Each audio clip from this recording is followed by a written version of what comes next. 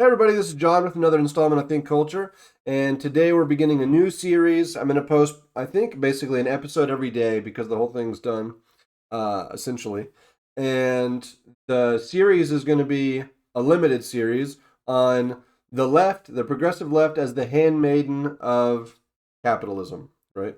The handmaiden of capitalism in the era of liquid modernity, something like that. And we're going to go step by step. Today we're going to talk about liquid modernity. What is liquid modernity, solid modernity, how migration links up with this. Then we're going to talk about weaponized migration, how migration is used to accomplish political ends, etc. We're going to be referring to Kelly Greenhill and that sort of line of research. Then we're going to get into the economic incentives of mass migration. Then we're going to get into who the different actors are and how the money actually works, how money travels around through different institutions and, just the financial networks involved in this process, basically. And then we're going to tie it back to the demise of the nation state. This is sort of a big enterprise. That's why I'm breaking it up into individual episodes. But I basically have the whole thing done already anyway.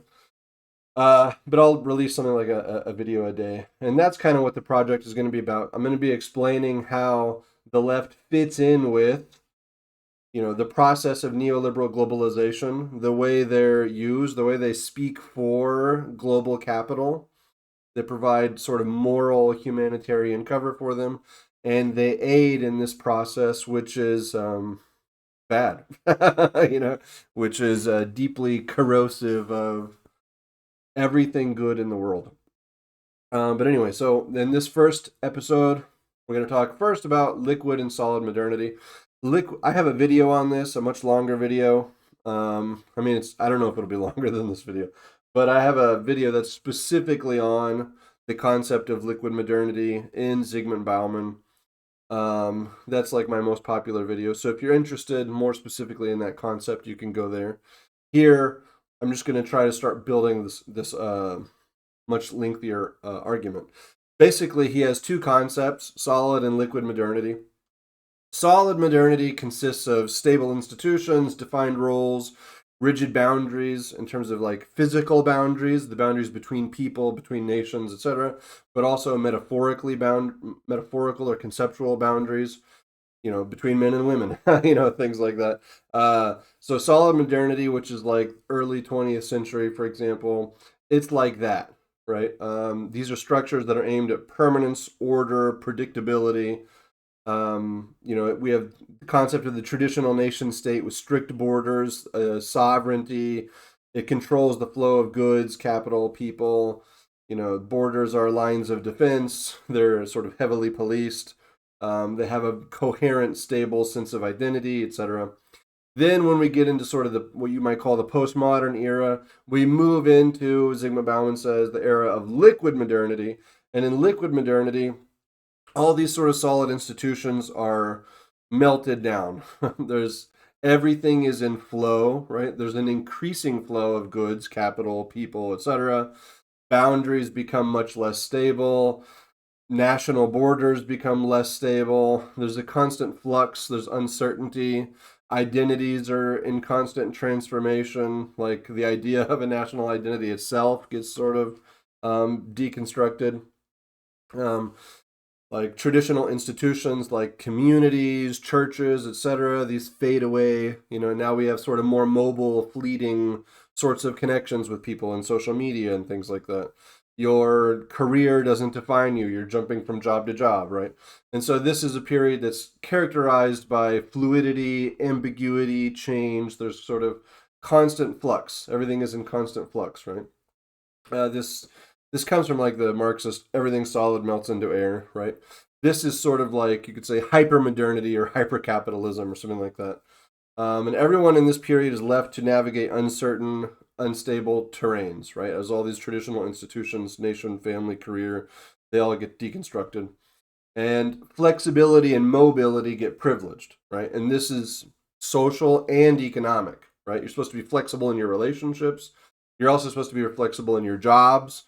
supposed to be, businesses are flexible in terms of their benefits packages. Everyone's getting, I forget what they're called in a way that's quick enough where I can talk about it here. Freelance, independent contractors, things like that. Um, but it also extends to global trade, right, and global economy. Capital is supposed to be more mobile. People are supposed to be more mobile. Labor is more mobile, right? You can, move your industry to another country so that you fall under their tax laws, and things like that. Everything is increasingly mobile. It's increasingly flexible, and you are supposed to be like that. Corporations are supposed to be like that. Nations are supposed to be like that, and that's how sort of flow is accelerated, right? Which is going to be associated with increasing GDP and stuff like that. But anyway, all this liquid modernity aligns with the goals of neoliberalism, which has been the dominant economic and political ideology globally for a long time. The left has talked about it for a long time. And it's founded on the ideas of like deregulation, privatization, global integration, dissolving fixed borders and identities, right? Because that means more unimpeded flow of capital, labor, goods, etc., right? So it's been about reducing the sort of strength in terms of the filters, right, of borders, of peoples, etc. Um, there's been an increasing move toward global markets and international finance. They benefit from de-restriction, right? When you're de-restricting the flow of all these things, that's part and parcel with the liquefying of the institutions, all of the sort of stable structures that kept things in place, right? And keeping things in place is sort of how people stay sane, I think. But there's an emphasis on mobility, labor mobility, capital mobility. We think about that in terms of labor arbitrage, right? What labor arbitrage means is you replace your workforce with another workforce, right? You find out that it's much cheaper to have, immigrant laborers working in your factories or whatever. So boom, you import the immigrant laborers, or you move your facility somewhere where it has access to their labor as a commodity, right? Their labor as a commodity also has to be mobile, has to be moving across borders. That's labor arbitrage, right? They get a new workforce. This workforce is too expensive. We can reduce production costs by switching to a different labor force, and so that's what we're going to do, right? Tax arbitrage, I already sort of described. They make sure that they fit into the tax codes of another country, so they pay less taxes, right? There's like, I'm going to pay their taxes. I'm going to store my money in this place. I'm going to have workers over here, and I'm going to sell it to this market over here, right? You need to be flexible. As these markets change, the dynamics change, labor cost, the cost of that labor force or this labor force changes. You just move around some more. I need a new labor force now. That one's becoming too expensive, right? And so there's this just constant shifting terrain of everything economically, and that's what neoliberalism ultimately is about, right? It's about, we want to maximize GDP, we want to maximize economic flows, and we're going to do that by reducing all of the regulation, reducing all of the restriction, reducing any kind of concept of national sovereignty over the production and distribution and trade of goods, right? We're going to push free trade agreements and things like that. Um, Open borders. We want global markets. And these things all mirror the dissolution inherent to liquid modernity. Nation states become less relevant increasingly as global governance structures and multinational corporations take precedence. You get more and more like multinational corporations doing the investing, multinational corporations are doing the producing, buying, selling, whatever of goods. And in order to um, facilitate this process being easier and easier, you get increasingly, it's not nation states that really determine what's going on commercially. You get increasingly, it's multinational trade agreements. It's free trade agreements between nations, and that's what's determining the flow of all these commodities across markets, right? Because it's faster, it's snappier, and then you don't have to deal with all these different laws and all these different exchange rates or whatever all the time. It's all standardized across, 15 different nations. Goods are just going to flow. They're just going to circulate really quickly, really easily with no impediment whatsoever, right? So we increasingly move to, no, it's the multinational trade organizations, trade agreements, things like that, right? Those are the ones that are going to be increasingly important, which means that national state sovereignty is going to be decreasing. They're going to become less and less relevant.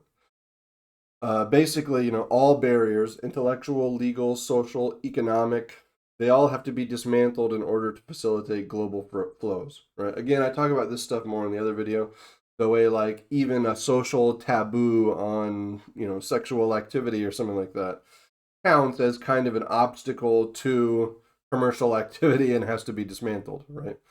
But for our purposes in this series, we're going to be talking primarily about mass migration, which is a key feature of liquid capitalism, maybe the most visible and powerful manifestation of liquid modernity.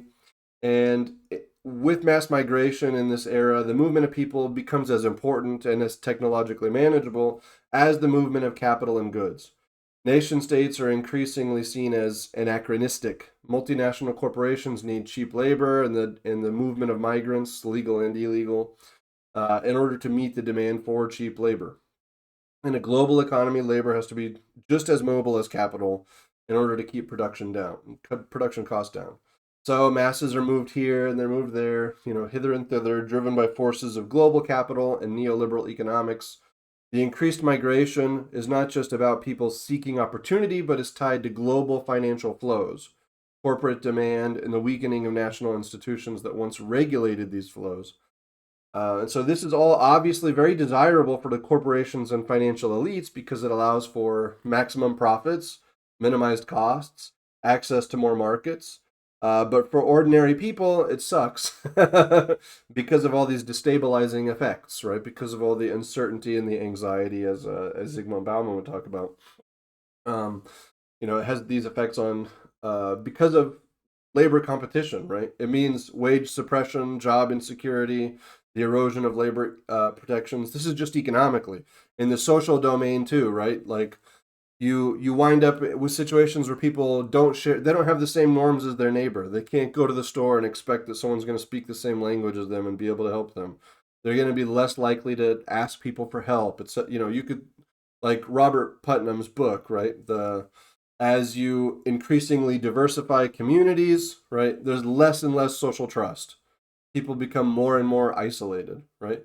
Which is great for neoliberal economics because you want someone to be just sort of blank slate individual economic actors that you can move to a different city, move here and there. They don't have any kind of stable relationships with families or anything tying them down. Tucker has talked about this in terms of abortion and companies funding abortion. They're like, yeah, we don't want you to have a family. Or I think they're also maybe paying people to freeze their eggs and stuff. They're like, yeah, we want you to be dedicated to your economic activity. We don't want you to, put down roots. We don't want you to have a family and produce ties and, be a part of a community and things like that, because those are obstacles to flow.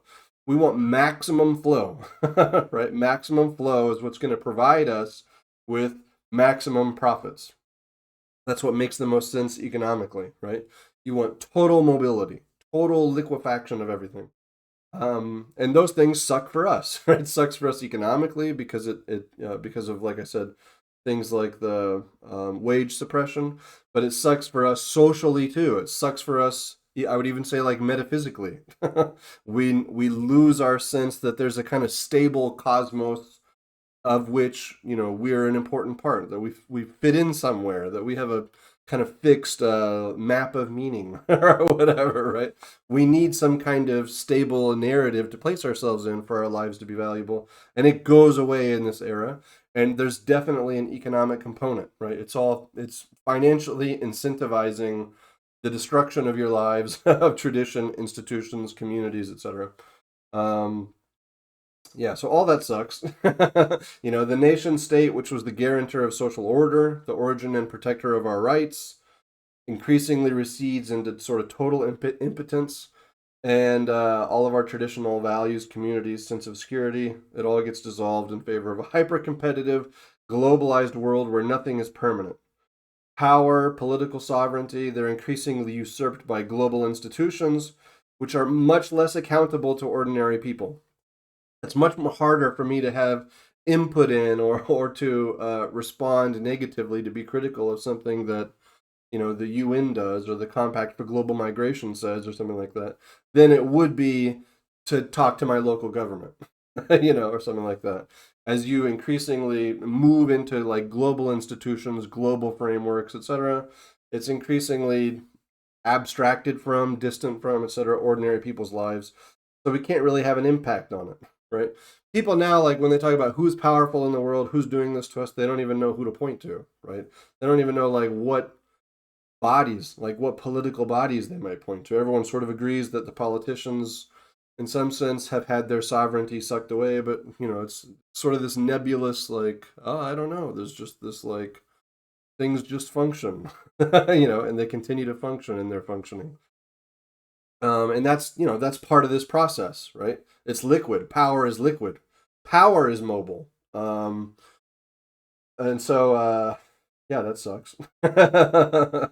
And the people who are operating in this way, who are operating according to these financial incentives, who accrue more and more of this power, at least temporarily, in this sort of global scheme, they're all people who view all of these things that we would view as part of solid modernity, all these things that provided our lives with stability and meaning, to them and to the economic process, maximizing the GDP, maximizing flow, all of those things, like my life having meaning, is an obstacle in the pursuit of profit, right? So they want to get rid of it, right? And mass migration is a huge part of this. And in the next episode, we'll talk more specifically about that. Remember, don't simply react, but think culture.